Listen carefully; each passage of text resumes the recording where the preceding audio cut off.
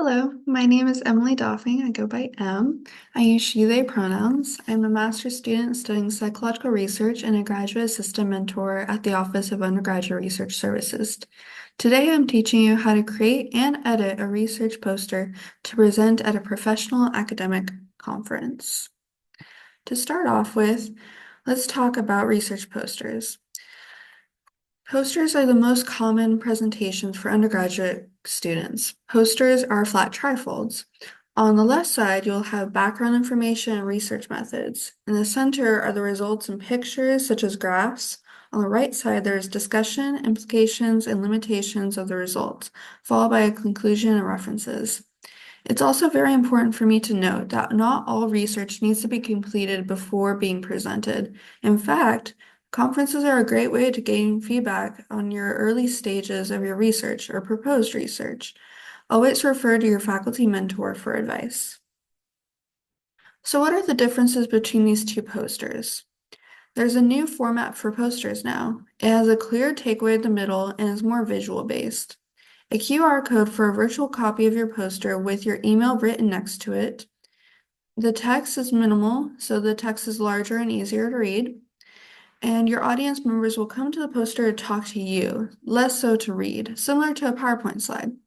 Another benefit of the new poster is that it helps the audience member take in a bigger variety of information because it's not feasible for them to talk to every poster presentation.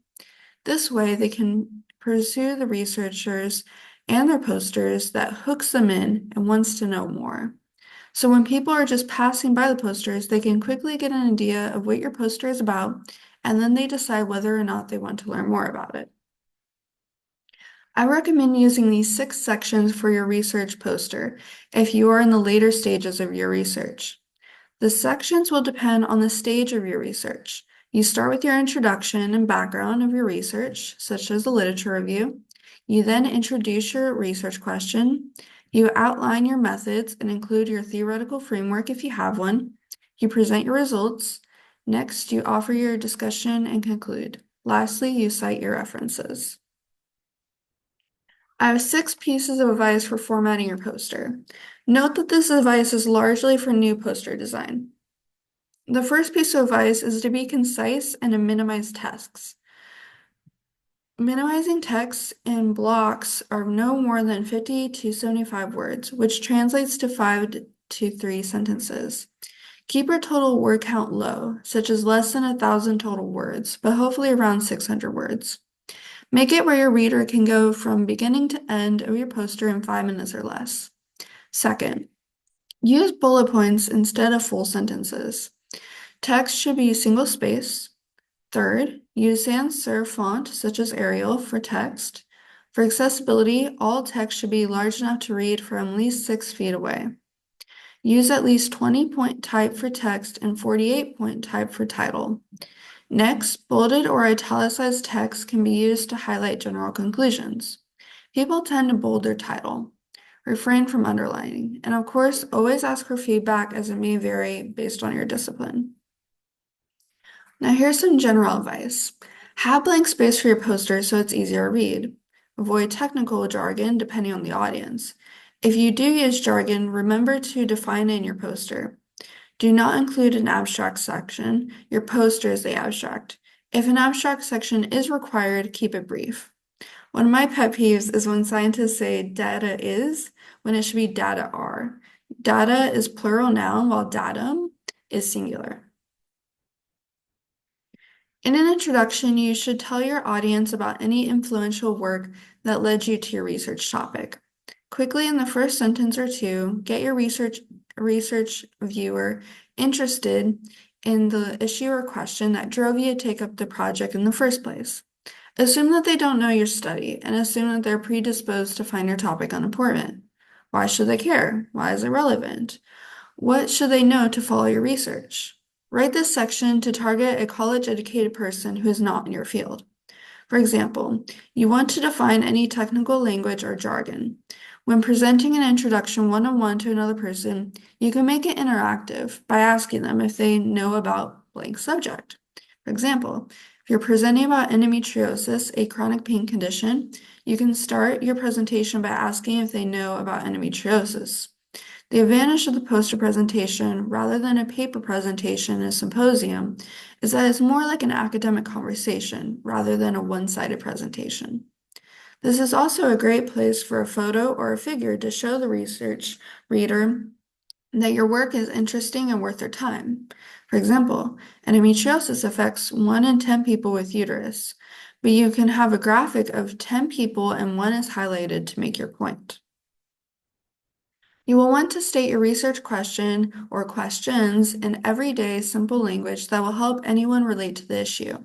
You might want to emphasize your research questions by italicizing or bolding them so they stand out. When describing your methods, refrain from getting lost in the details. Again, pictures and diagrams are your friends. Images can help visualize your steps. It is much more pleasant to quickly look over a flow chart and describing a series of events than it is to read about those events unfolding in sentence form. Now, your results section is typically the largest section. In the new poster format, you'll have a clear takeaway in the middle with images. Your research is full of important information, but what if your audience could only remember one key idea? What is the one thing that your audience must know about your work? Provide engaging figures, images, or graphs that can stand on their own, meaning that they can convey information to the reader if they skipped other sections, which they tend to do. The final section tells everyone how important your research results are and what they mean. You might want to restate your research question or questions or hypotheses here. Then state whether or not they were supported or not supported. Remember, don't use the word prove. Think about how your results fit into the bigger picture. You have the option for the last sentence to be a wow factor that you want to memorize and read out loud. That way, your audience member's memory will get the visual of the sentence and the audio of your voice. Lastly, you will need to include a reference section. Use smaller font that is still readable up close. For in-text citations, they have to be there, but you might as well minimize them as much as possible. One way to minimize them is to prevent them breaking up the flow of your posters. Use superscripts in text to reference certain bodies of work. Use consecutive numbers in text to refer to a numbered list in the reference section. Also, be sure to include logos of your institution, any research programs that helped, and any research funding sources. If your research is being funded, acknowledge it. For logos, it is better to download and upload the picture because copy and pasting, say from Google, can pixelate the image. You're going to need to provide some contact information. Be sure to include your full name, your professional email address, your website address if you have one, and maybe even a miniature handout of your poster or a business card with your information on it. Include a QR code and a tiny URL of your poster for accessibility. The QR code can be a tiny URL for your poster that can be uploaded on Google Slides. For the contributors, people tend to use the acronyms for the highest level of education achieved, such as PhD. Do not share your manuscripts so you don't get scooped. For presentation tips, first, smile and wave at past buyers. When people come close to your poster, greet them. Hi, how are you? How's the conference going for you? At the end, thank them. Pay attention to your body language. For example, don't have your arms crossed and don't stand in front of your poster covering up the information, but be instead off to the side.